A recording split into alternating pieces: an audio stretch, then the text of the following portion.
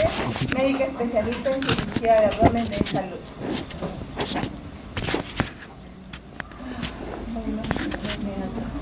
Bueno, no está bien. Bueno, desafortunadamente la lesión de la vía biliar no es rara y frecuentemente es letal cuando pasa esto, se convierte en una tragedia.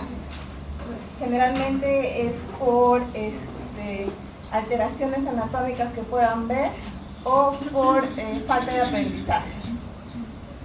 ¿Qué son las lesiones de la vía biliar en sí? Es la obstrucción, sección parcial o total de la vía biliar principal o alguna de los conductos que drenan un sector o un segmento hepático. Esta sección, ¿por qué se puede dar? Esa obstrucción, ¿por qué se puede dar? Se puede dar por ligadura, por un clipado mal hecho, por estenosis, o también se puede dar después de una cirugía por una lesión cicatrizal en el postoperatorio tardío.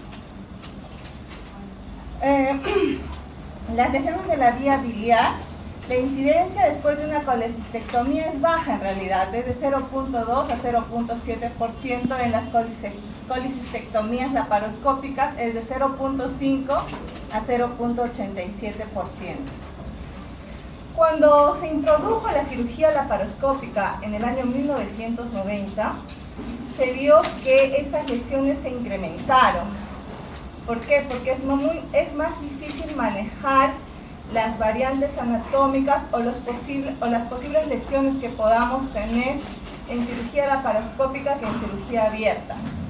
Es por eso que en 1990 se vio un dramático incremento de las injurias, de las lesiones de la vía biliar, con la introducción, como les decía, de la colecistectomía laparoscópica. Hicieron un estudio en Inglaterra en este año, viendo que la prevalencia de las lesiones de la vía biliar, por ejemplo, en 66.163 colecistectomías abiertas, las lesiones fueron solamente de 0.2%, mientras que en cirugía laparoscópica, de 11.978 cirugías, se elevó a 0.3%. Entonces, las lesiones de la vía biliar se dan más en cirugía laparoscópica y vamos a ir viendo por qué. Esto es solamente para hacer un recuerdo anatómico de cómo está compuesta la vía biliar, dónde se aloja la vesícula, entre el segmento 5 y 6 de la cara anterior inferior del hígado, y está formado el hepático común tanto por el hepático derecho, el hepático izquierdo, que cuando sale del conducto cístico se convierte en colédoco, y el colédoco tiene varias porciones, ¿no? Aquí también para recordar y para ver cuánto mide cada segmento aproximadamente, el hepático derecho, el hepático izquierdo, que forman el hepático común, la bolsa de Hartmann, el infundíbulo, el cuerpo y el fondo de la vesícula. ¿Y cuánto mide? Ya sabemos que el colédoco tiene 4 porciones. Una porción supraduodenal, que puede medir entre 1 y 4 centímetros, una porción retroduodenal de 3 a 5 centímetros, una porción pancreática de 1.5 a 5 centímetros, y la última porción es una porción intraduodenal, donde llega también el conducto pancreático a la válvula en la segunda porción del duodeno, en el esfínter de Otti, ¿no? Entonces, haciendo este recuento anatómico, podemos ver que el colédoco, el hepático y toda la vía biliar principal, desde su formación, mide entre 8 a 10 centímetros aproximadamente, y el cístico de 3 a 4. Esto es importante recordar porque es bonito como cuando lo vemos, pero en las colecistectomías no podemos ver eso, lastimosamente, o existen demasiadas variantes anatómicas. ¿Qué buscamos cuando hacemos colecistectomía laparoscópica o abierta? Tratamos de identificar las 3 estructuras que forman ¿qué triángulo? El triángulo de calor. Creo que en su examen les vino que uno abre al paciente y no, la vesícula no está expuesta de esta forma, ni el hígado tampoco. Acá hay un ligamento, ¿cómo se llama? Que es el que colecisto duodenal. Ese ligamento uno tiene que separarlo lentamente para poder identificar estas estructuras que muchas veces cuando es un proceso inflamatorio agudo, en el caso de las emergencias, no se puede identificar bien. Entonces el triángulo de calor está formado por el hepático común, el cístico y el borde inferior del hígado, y en cuyo interior que tenemos, que es muy importante clipar y ligar e identificar bien durante la cirugía. Este es el problema, que cuando nosotros estudiamos todo de nuestro atlas, y estudiamos todo de Netter, podemos saberlo todo muy bien, pero como todas las personas no son iguales, tenemos pacientes diferentes o con variantes anatómicas, aquí surge lo difícil, y es por eso que existen lesiones de vía biliar. Podemos tener un conducto cístico que se implante muy bajo, cerca a la porción retropancreática del colédoco. Podemos tener un cístico paralelo en la que nos es bien difícil separar e identificar del hepático común.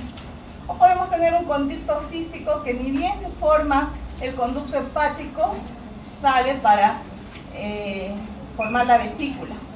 Aquí, por ejemplo, podemos tener un conducto cístico que sale del hepático derecho. Aquí el conducto cístico está drenando prácticamente en la porción intraduodenal. Aquí el conducto cístico va detrás del hepático común y aquí por delante haciendo un aro. También existen variantes anatómicas de la arteria cística. Eso es difícil de predecir, difícil de ver, a no ser que hayamos hecho un estudio antes del paciente por otra patología y tengamos un estudio de imagen que nos pueda ayudar como una colangiografía, que vamos a verlo más adelante. También existen conductos accesorios hepáticos aberrantes. En anatomía todo es posible. Entonces, acá por ejemplo tenemos un conducto hepático que se une al hepático común, un conducto cístico, perdón, que se une al hepático común, aquí uno que se une al cístico directamente, un conducto aberrante, aquí uno que rebordea el cístico y se une por debajo, ya al colédoco, aquí se une directamente a la vesícula biliar por las líneas de Luschka, y aquí los dos conductos hepáticos accesorios, tenemos tanto un derecho y un izquierdo. Entonces, las lesiones de vía biliar, tanto la naturaleza como las consecuencias de las lesiones durante la colicistectomía varían ampliamente, así como su pronóstico. ¿Por qué? Existen los siguientes mecanismos de lesión. Uno, primero, están vinculadas a la disposición anatómica, que es una de las más importantes, como ya lo hemos visto. Existen amplia variedad donde pueda salir el conducto cístico, así como la arteria.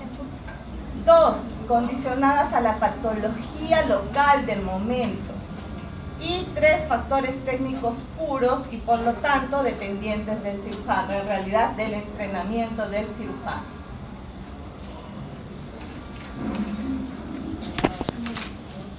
¿Qué está relacionado a la patología local? ¿Qué nos puede hacer distorsionar todo lo que tenemos en nuestra cabecita de Netter?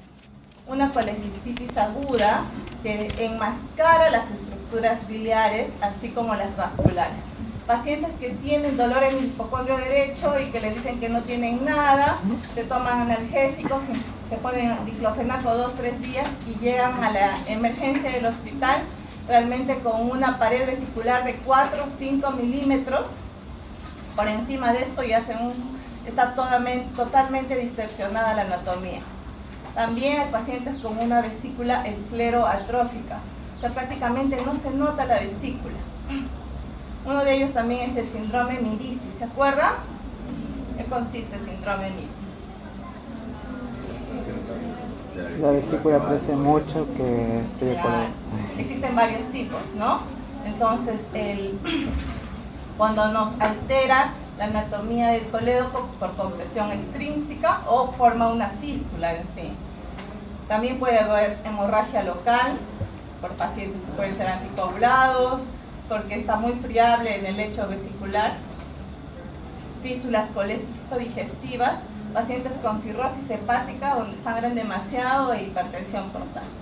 Acá, por ejemplo, el síndrome Mirici, tipo 1, tipo 2, donde hay acá una compresión extrínseca de del colédoco, del hepático, perdón, y aquí ya se ha formado realmente una unión donde no es difícil. ¿Cómo haríamos una colecistectomía aquí? Es muy difícil, tenemos que abrir, sacar las piedras y dejar la capa posterior. Entonces todo eso hay que identificarlo antes o tratar de tener mucha perspicacia. En los factores técnicos, dice que una colecistectomía fácil y un cirujano carente de adecuado entrenamiento quirúrgico constituyen una combinación siniestra. Pero Turner dijo que las lesiones también se pueden dar incluso en manos de los cirujanos más diestros y experimentados. ¿Cuál es lo principal? Que se puede confundir la vía principal con el conducto cístico. Y pasa, chicos, pasa. Acá les he traído algunas fotos para que vean. Esta confusión puede llevar a la sección ya sea parcial, ligadura, laceración, quemaduras térmicas, porque utilizamos electrobisturí, ya sea en cirugía abierta o cirugía laparoscópica, que tiene efecto térmico y la mucosa del colédoco de la vía biliar es extremadamente delgada. Y a pesar de que pueda ser una pequeña laceración nada más, esto puede evolucionar a una estenosis posteriormente, así como a la resección parcial de la vía biliar principal.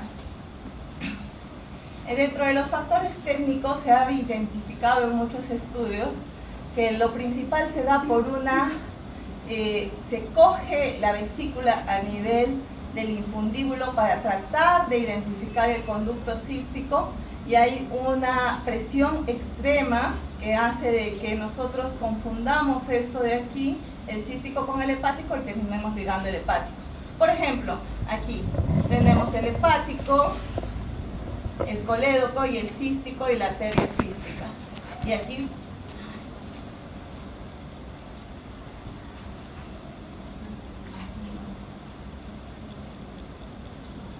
Y aquí ha habido una retracción excesiva donde sin darnos cuenta de repente confundimos, o el conducto hepático es tan delgado, confundimos al conducto hepático con el cístico y lo ligamos.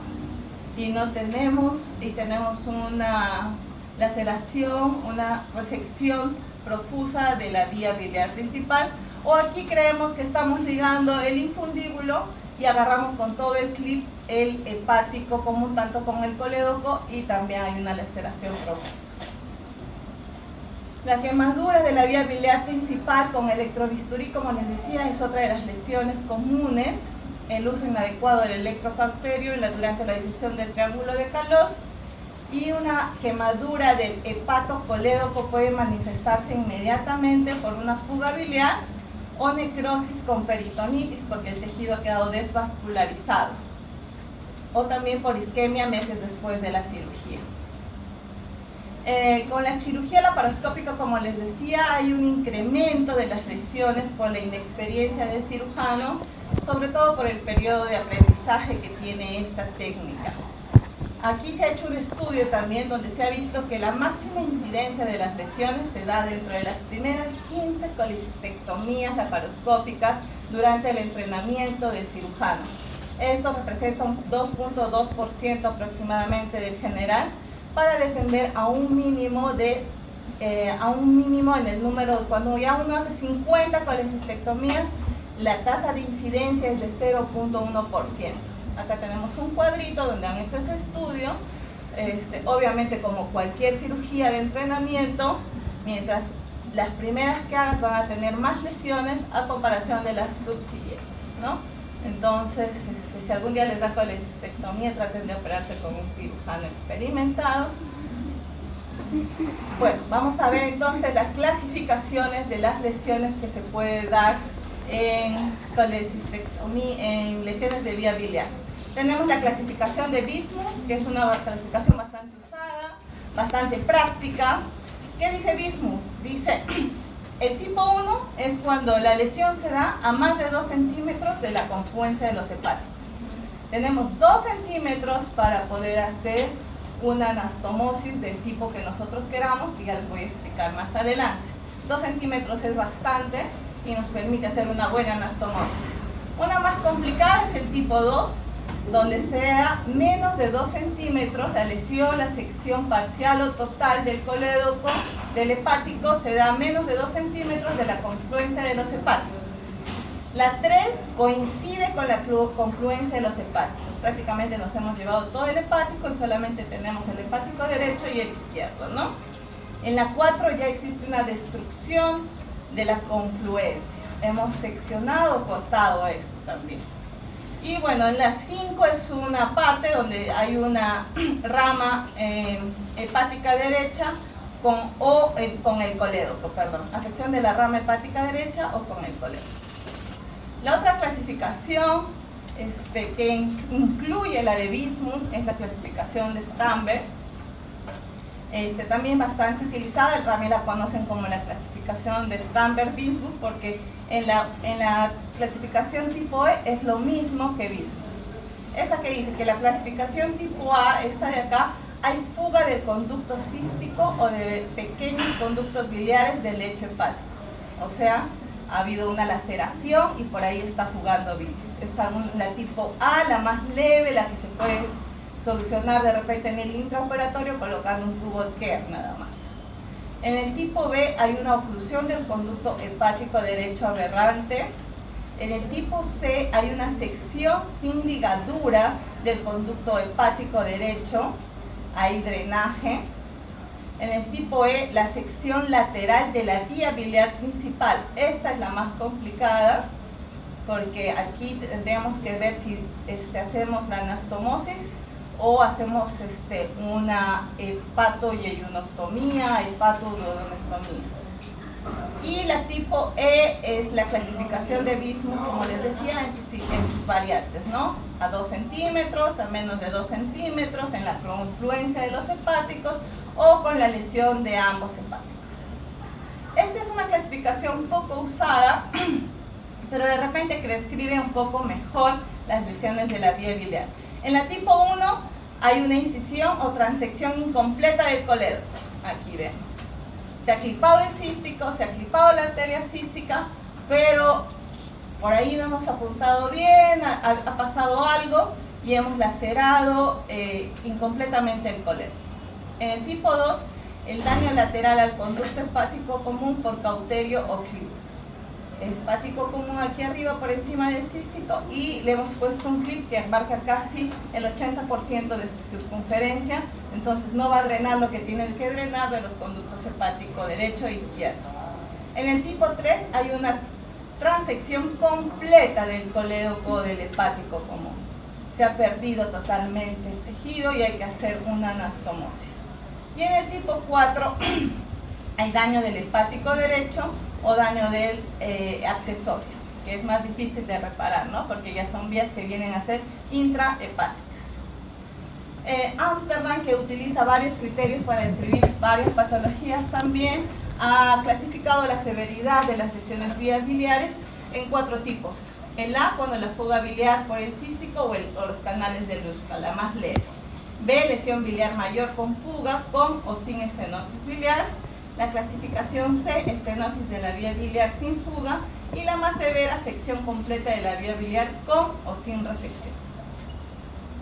El diagnóstico, ¿cómo se hace?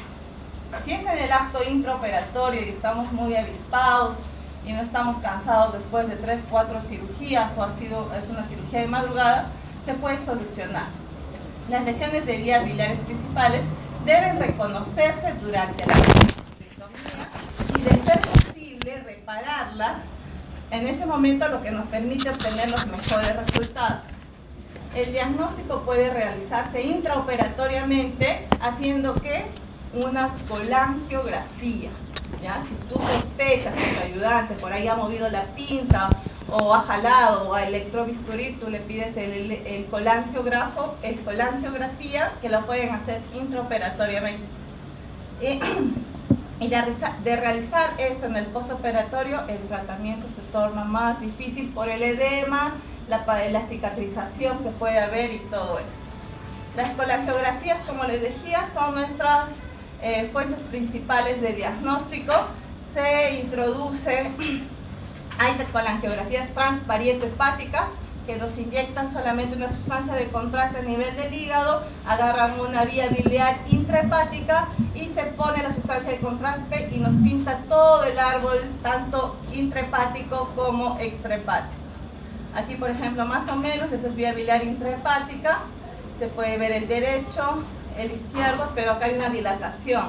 Eso sí, cuando hay una dilatación profusa, ya sea intra o extrahepática, nos está hablando de que es como una manguera que no pasa, todo lo que no pasa se va a quedar inflamado todo porque va a haber una obstrucción.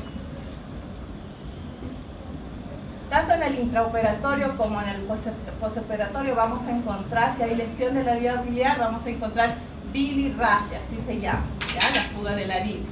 Ya sea a través de un drenaje, si es en el postoperatorio y le hemos dejado un drenaje, han visto drenajes Penrose que se dejan, en colecistectomía se dejan unos drenajes especiales que se llaman Jackson-Pratt.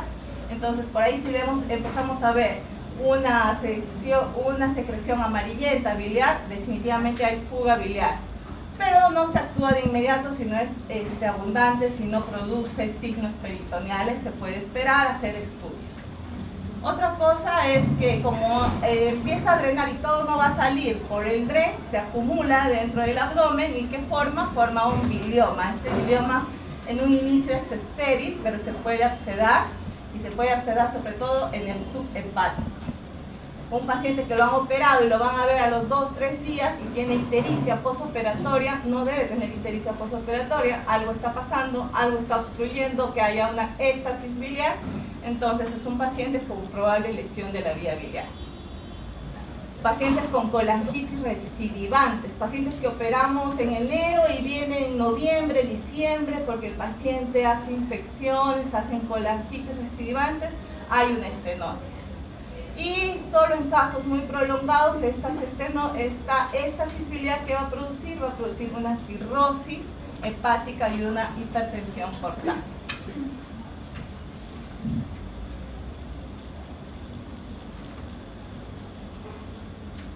Ya, las imágenes de ayuda diagnóstica que tenemos nosotros para poder identificar si ha habido una lesión o qué está pasando, por ejemplo, la más básica que hay en todo hospital, una ecografía abdominal, donde se evidencia que las vías biliares intrahepáticas están dilatadas. Signos ecográficos se presentan como múltiples imágenes tubulares, anecogénicas, cuando es negro. En ecografía se utiliza el término anecogénico, imagen de una estrella con fluir el hilo hepático, tortuoso y cambios abruptos del calibre. Generalmente en una ecografía de un paciente normal con vías biliares normales no se ve esto, se ve realmente muy delgadito, como pequeños vestigios nada más. Y aquí se ve una dilatación inmensa que nos hace pensar en una estenosis. Otro método de ayuda diagnóstica son las tomografías espirales multicorte. Aquí que estamos viendo un bilioma. Un bilioma, este bilioma ya está infectado, porque incluso hay aire. Y es un bilioma grande, significa que hay flujo biliar abundante, o sea, producido en gran cantidad y que nos está presentando esto, ¿no? Las colangioresonancias magnéticas, como les decía, estas nos pueden ayudar para hacer un diagnóstico más certero. Aquí, por ejemplo, vemos una estenosis bien marcada y una dilatación profusa del hepático. Probablemente esto sea a nivel del retropancreático y hay una dilatación del hepático que nos hace pensar en una lesión cicatrizal. Actualmente la colangiografía retrógrada endoscópica es un método diagnóstico y terapéutico, no lo olviden, ¿ya? ¿Por qué terapéutico? La CEPRE, como se le usa, como se le conoce, consiste en introducir mediante endoscopía una cámara guiada. Entramos por el esfínter de Oddi, que se encuentra en la segunda porción del duodeno, que es donde confluye el colédoco en su porción intraduodenal y también el Windsor. Se entra por ahí y se asciende y se inyecta sustancia de contraste en ese mismo instante y nos tienen que pintar el árbol biliar, ¿ya? Si vemos nosotros que hay una estenosis a un nivel, estos procedimientos los hacen los gastroenterólogos. Podemos hacer la terapéutica, que consiste en introducir un stent por la vía biliar, que es una especie de un armazón que va a dilatar la vía biliar al nivel que nos encontremos. Este stent no entra así, entra bien aplastadito, bien minúsculo, y cuando ya está en la vía biliar se abre. Es como hacer embolizaciones, dilataciones cardíacas. Lo mismo para la vía biliar. Entonces, este es el único método diagnóstico y terapéutico a la vez en la que podemos solucionar una estenosis, ¿ya?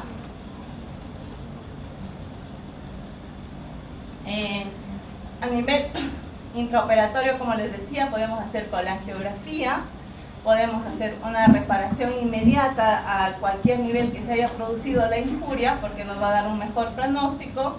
Desafortunadamente, en un bajo porcentaje de las lesiones se reconocen en este periodo, de 12 a 46%. Casi la mitad no reconocemos. Y lo cerramos al paciente y lo mandamos con su dren a la casa. De producirse durante la cirugía laparoscópica, lo importante es decidir convertir la cirugía para tener un mejor manejo, ¿ya? Ya hablando en sí del tratamiento intraoperatorio, vamos a hablar de los tubos de Kerr. No sé si alguno ha visto, acá tengo una imagen. Es un tubo delgadito que tiene dos patitas que entran a nivel de una coledocotomía que se realiza. Las lesiones laterales, existe una sutura directa sobre el tubo de Kerr mediante una coledocotomía, ya sea inferior o superior, al que se lo mantendrá por 3 a 4 semanas. Por ejemplo, si yo he lesionado, aquí están las dos cosas, ¿no?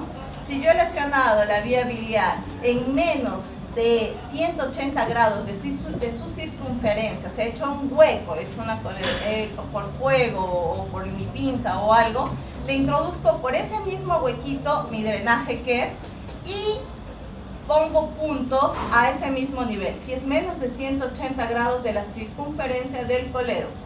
En cambio, si es más de 180 grados de la circunferencia del colédoco, cierro ese huequito que se ha producido con una sutura continua y el drenaje Kerr lo pongo en otra zona. Hago una coledocotomía y pongo el drenaje Kerr. ¿Para qué nos sirve esto? A ver, más o menos. Estoy poniendo algo tipo un stent para bypassear la sutura y darle tiempo a que cicatrice el colédoco, a que cicatrice la sutura que he realizado. Porque por ese drenaje Kerr va a drenar la bilis que viene y también va a salir porque esto se pone para afuera. El tubo de Kerr, las ventajas: proporciona drenaje de la bilis evitando que haya fugas, permite el lavado porque podemos entrar con fluoruro y lavar por la punta que les digo que se exterioriza, disminuye la incidencia de colangitis por la éstasis biliar y nos permite realizar colangiografías de control y impide la estenosis cicatrizal. Cubre al paciente de la dehiscencia de sutura.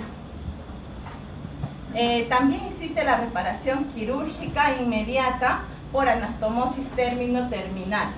Es decir, yo he seccionado el colédoco y ahora lo reparo.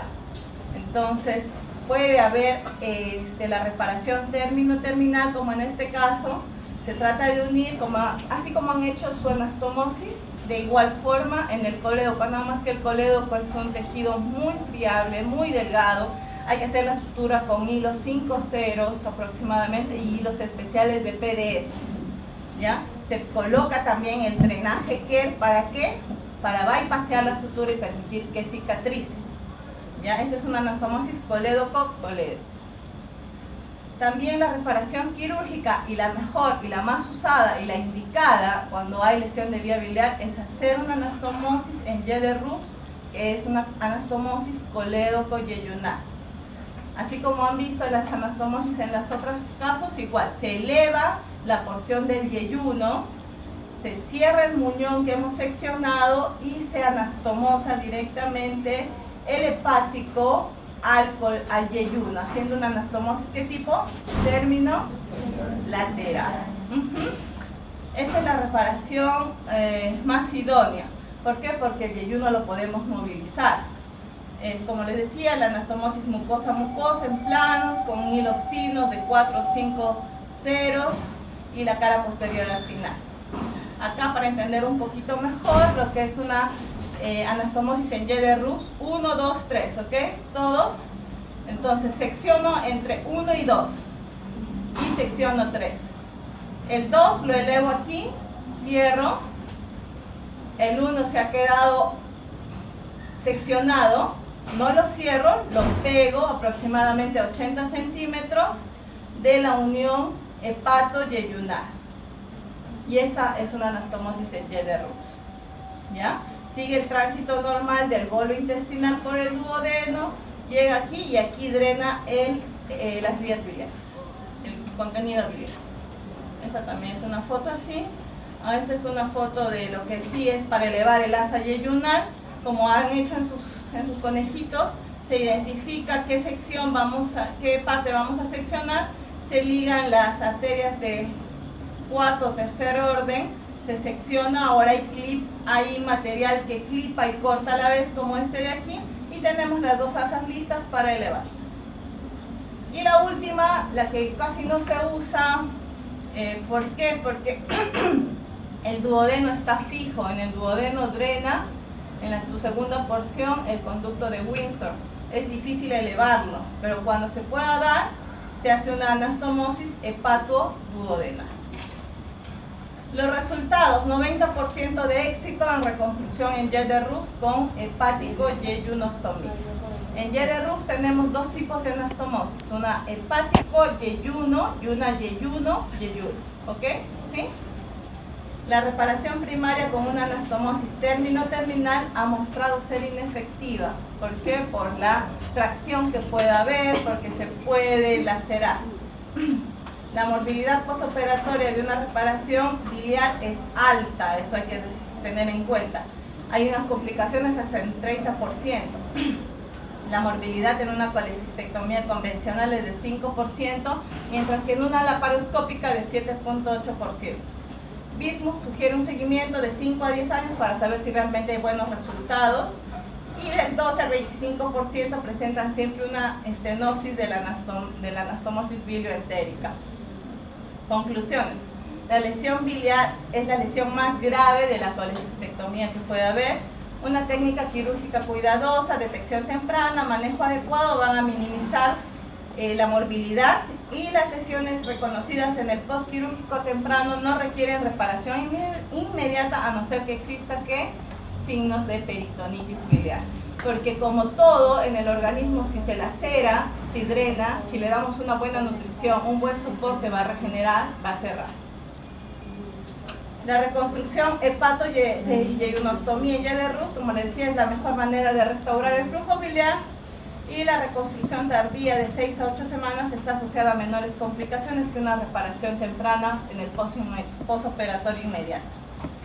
Prevención: identificar bien la anatomía, técnica meticulosa, retracción adecuada, no jalar demasiado, iniciar disección en el infundíbulo. ¿Cómo se llamaba esta técnica? Que va del infundíbulo al fondo. Directa. Les ha venido en el examen. Directa. Indirecta. Directa. Ninguna estructura debe ser clipada o quemada sin ser reconocida. Bueno, chicos, lo que se lee se olvida, lo que se ve se recuerda, y lo que se hace se aprende. Terminamos. ¿A quién le doy la diapositiva? Lo dejo guardado. Sí, déjalo ahí. Sí, pero primero vamos a dar el permiso de la mano.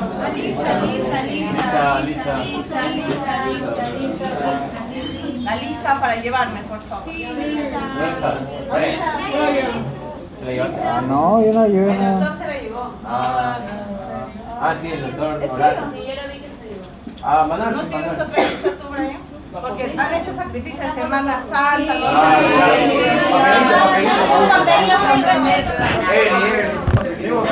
Tengo que